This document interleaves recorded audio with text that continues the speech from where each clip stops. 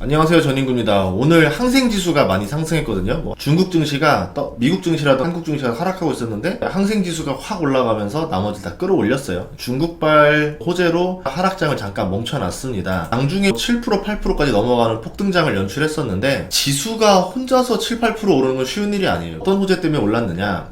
뉴스에서 나오는 이야기는 이제 제로 코로나 가능성이 커졌다. 그동안 코로나 핑계로 봉쇄를 했었잖아요. 이제 그걸 해제할 것이다. 이제 당대회도 끝났고 시진핑 주석 3연임도 마무리됐기 때문에 사람들이 너무 힘들어한다. 그래서 봉쇄 정책을 푼다라는 소식이 있다. 이러면서 상승을 했습니다.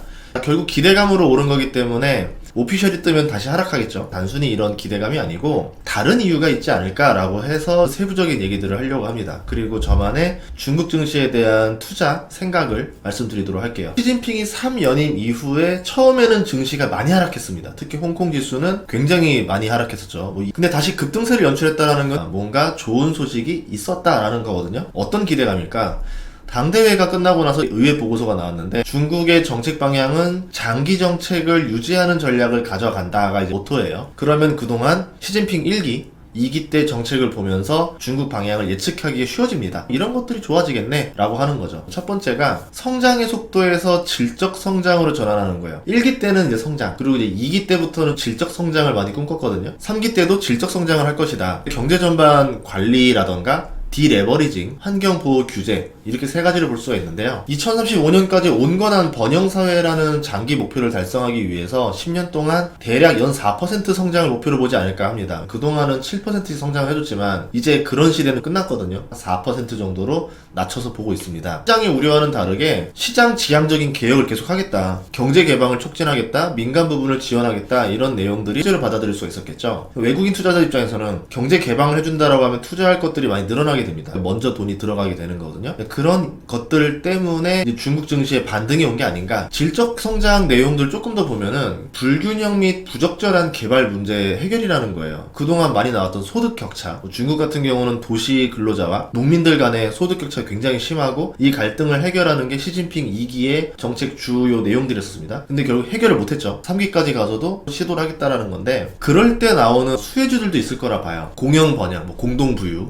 농촌 활성화 이런 얘기들일 건데 어떻게 할 건지 모르겠지만 농촌 활성화에서는 이런 방법이 있을 겁니다. 농민들의 소득을 올리는 방법. 농민의 소득을 올린다? 농산물 가격이 올라간다? 물가 상승이 이어진다. 지금 인플레 시대잖아요. 이거를 좋아하진 않을 겁니다. 중국의 제로 코로나가 단순한 통제가 아니라 지금 수요 위축을 인위적으로 만들어서 물가를 억제하는 효과도 있었다고 보거든요. 그만큼 중국도 물가에 민감하기 때문에 농산물 가격 상승으로 농민들의 소득을 올리는 방법은 아닐 거라고 봐요. 아마도 생산량을 증대하는 방법을 쓸 수는 있겠죠. 농기계라던가 비료 관련주들이 원초적인 수혜주가 될 수도 있을 거고 아니면 일전략. 통이가 예전에 했었던 방법인데 농민들이 태양광 설치로 돈을 벌게 해주지 않을까.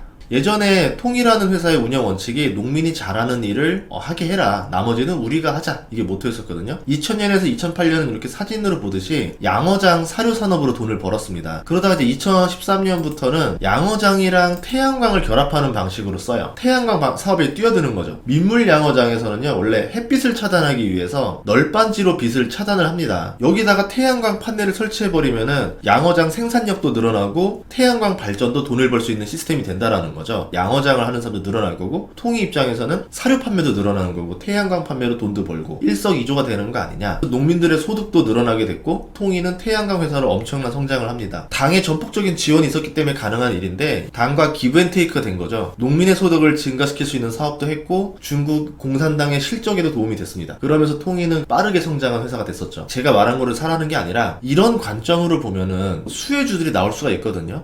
그런 것들이 뭘 있는지 한번 찾아보시면 좋겠어요. 세 번째는 산업 현대화, 기술 혁신을 통해서 부가가치를 올리고 국민소득을 증대하겠다라는 얘기거든요.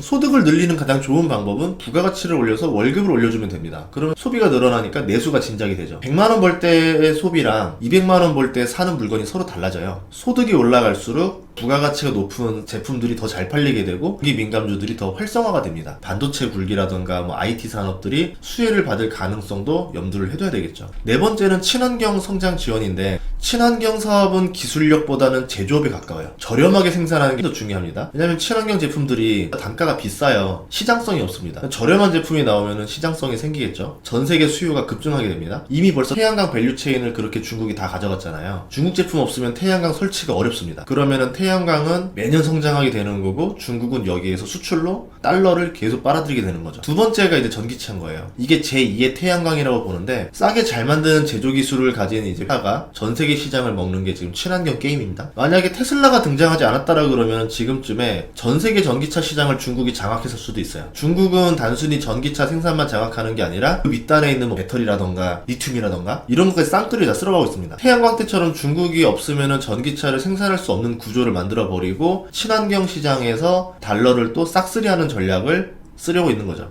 그런 관점에서 테슬라가 존재하지 않는다라고 하면은 비아디에도 투자해볼만 했다라 봐요. 가장 우려스러운 점은 이제 안보예요. 안보라는 단어를 과할 정도로 노출을 많이 했는데 미국과의 갈등, 대만 침공으로 압축해 볼 수 있거든요. 러시아의 사례에 따라서 대만 침공 시기라던가 가능성이 달라질 거예요. 러시아가 종전을 하고 뭐 영토를 넘겨주고 가게 되면은 중국의 대만 침공 가능성도 많이 낮아지게 될 겁니다. 그러면 미국과의 갈등 요소도 완화가 되겠죠. 미국과의 갈등이 시작된 게 미국의 국방기술 발달 속도가 둔화된 거랑 맞물렸다라 보거든요. 예전에 냉전 시대에는 이겨야 되기 때문에 미국도 예산을 많이 투하를 했습니다. 국방기술에다가. 그러면서 무기기술이 빠르게 발전했었는데 냉전 시대 끝나고 나니까 적이 없잖아요. 국방 투자를 좀 게을리했어요. 무기기술 발전 속도가 옛날처럼 빠르게 올라가진 않았던 거죠. 이거를 호시탐탐 노렸던 중국은 국방기술에 투자를 했는데 기술을 좀 빼온다던가 사람을 사온다던가 지금까지는 뭐 미국과 중국의 국방기술 격차가 많이 벌어져 있기 때문에 미국이 유리하다라고 볼 수 있겠지만 이런 말 하잖아요. 싸움은 해봐야 한다. 이런 것처럼 대만 정도 침공하는 건 해볼만 하지 않을까? 중국이 이렇게 판단하면 침공할 수도 있다라고 보는 거거든요. 미국도 이걸 예상하고 있는 거고 반도체 규제부터 중국을 사전에 막으려고 하고 있지만 침공 후에 규제를 받기 전에 중국이 준비를 하려고 하겠죠. 대표적으로 뭐 식량 안보, 에너지 안보, 자원 안보 이런 것들을 확실히 해두고 나서 전쟁을 하겠죠. 그래야 나중에 규제를 받아도 타격이 덜하니까 공지 개발이라던가 비료라던가 농기계 수요가 증가할 수 있다라고 보는 거고 자원 확보를 위해서 리튬, 철, 구리, 광산들을 확보하려 할 수도 있고 에너지 같은 경우도 아니라던가 사우디, 러시아랑 계속 관계 개선을 통해서 석유 확보를 하고 있죠. 이랬을 때 수혜를 보는 기업이 나오지 않을까. 반도체 굴기도 같은 맥락인데요. 전쟁 무기에서 반도체가 이제 핵심이기 때문에 과하게 돈을 써서라도 반도체 기술을 높일 거라 봐요. 수단과 방법을 가리지 않고 인공지능이라던가 무기 개발도 뭐 규제를 받아서 완벽히는 아니겠지만 비스무리하게라도 개발하지 않을까. 미국은 이걸 위해서 이제 반도체 보안을 더 철저히 할 거고 뭐 해킹 보안에도 투자를 많이 할 거라 봐요. 반도체 수요 급감이 이제 뭐 되겠죠. 예상보다 침체가 더 밑으로 내려갈 수도 있다라고. 반대로 중국과 미국 관계가 좋아지게 되면은 반도체 규제가 해제가 되고 과대 낙폭했던 것들이 과대 상승으로 올라갈 수도 있겠죠. 그런 점에서 반도체 주식이 하이 리스크, 하이 리턴이 될 수 있다라고 보고 있습니다. 공동부유는 양극화 해소라는 핑계로 이제 부자들의 돈을 압수해서 저소득층들한테 주는 정책이잖아요. 유럽 역사에서도 봤듯이 부자를 압박했던 정책들이 나중에 안 좋은 결과를 많이 가져왔습니다. 해외 유출이라던가 뭐 도피, 은닉 뭐 이런 것들은 당연히 벌어질 거고 시중에 돈이 줄고 경제 위기가 올 수도 있다라는 거죠. 중국의 경제 성장률 목표치가 5.5%라고 이제 하고 있는데 이거는 어렵다라고 보고 올해는 잘해야 3.5 정도, 내년부터 4%에 도전해 보지 않을까. 또 하나는 오늘 나왔던 뉴스처럼 이제 제로 코로나 정책을 탈출할 가능성이 있어요. 과도하고 잦은 봉쇄로 중국 내 제조 기업들이 해외로 나가려고 하고 있는데 이거를 막으려고 지원 정책을 쓰지 않을까 봅니다. 일자리라던가 외국인 투자 붕괴로 이어지기보다는 아직 그 중국만큼 산업 인프라 대체제가 확실하지 않은 상태에서 제조기업들에게 뭔가 메리트를 던져주면 해외로 빠져나가지 않겠죠. 지금이 제일 좋은 타이밍이긴 하거든요. 중국 같은 경우는 그 해외 자본을 유치하고 제조업이 살아있어야 근로자들이 돈을 벌고 중국의 아파트를 사주고 그래야 중국도 부동산 위기를 벗어나고 부동산 규제 완화도 이때 맞춰서 나오게 되면은 중국의 위기는 당분간 사라지는 거예요. 터질 위기를 몇 년 뒤로 이월시킬 수 있는 겁니다. 인플레로 신음하고 고금리로 투자를 철회하고 있는 미국이기 때문에 중국 위기가 당분간 사라진다라고 하면은 또 다른 방식으로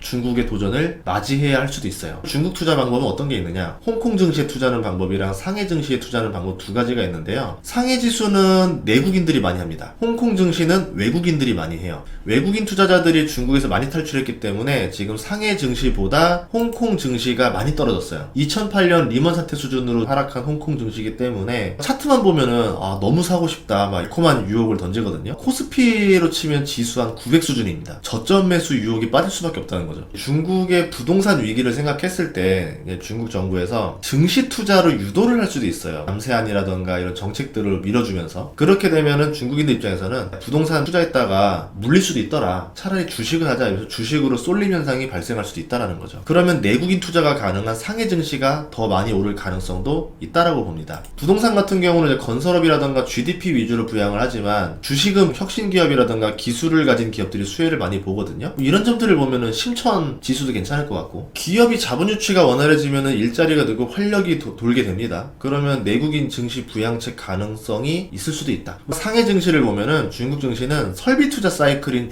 이 죽을라 주기가 한 8년에서 10년 주기로 돌아요. 이거에 따라서 급등하는 모습을 보여줍니다. 2007년이랑 2015년이 가장 고점이었었죠. 다음 사이클을 보면은 8년에서 10년을 더하면 되니까 대략 23년에서 25년에 한 번 더 죽을라 주기가 올 가능성도 있다라는 거죠. 그래서 위험한 유혹이라고 하는 건데, 2005년에 지수가 1000이었었어요. 그러다 2007년에 6000이었습니다. 지수가 2년 만에 6배가 올라요. 지수가. 2014년에는 지수가 2000이었는데 15년에 1년 만에 4600으로 2배로 오릅니다. 반대로 이제 고점 이후의 하락률도 어마어마하죠. 중국 증시 지수를 보면은 테마주 마냥 급등했다가 급락했다 이렇게 돼버리거든요. 그래서 만약에 투자를 한다 하더라도 욕심은 부리지 말고 투자를 해야 된다. 그리고 많은 돈을 투자하면 안 된다. 왜? 리스크가 워낙 크기 때문에. 크게 벌 수도 있지만 크게 잃을 수도 있는 곳이 중국 투자입니다. 중국 증시가 아직까지는 신뢰하기 어려운 부분들도 많이 있고, GDP도 솔직히 신뢰하기 어려운 것들이 많이 있어요. 그리고 미국과의 갈등으로 지정학 리스크까지 돋은 상태고, 외국인 투자자들도 많이 빠져나갔고, 주가 하락도 많이 이뤄져. 반대로 얘기하면 PER도 저렴한 주식들이 널려있고, 이 달콤한 유혹을 받을지 말지 본인이 결정해야 되겠지만, 2008년에 버핏도 비아디에는 투자를 했었던 것만큼 정책 수혜를 보는 알짜 기업들은 있을 거라는 거죠. 그것들을 잘 계산해서 나쁘지 않으면 투자해볼 수도 있다라는 건데, 리스크가 크기 때문에 비중을 크게 두면은 안 된다. 이렇게 결론 지을 수 있습니다. 다음 시간에도 좋은 정보로 찾아뵙겠습니다. 구독과 좋아요, 알림 설정 부탁드릴게요. 고맙습니다.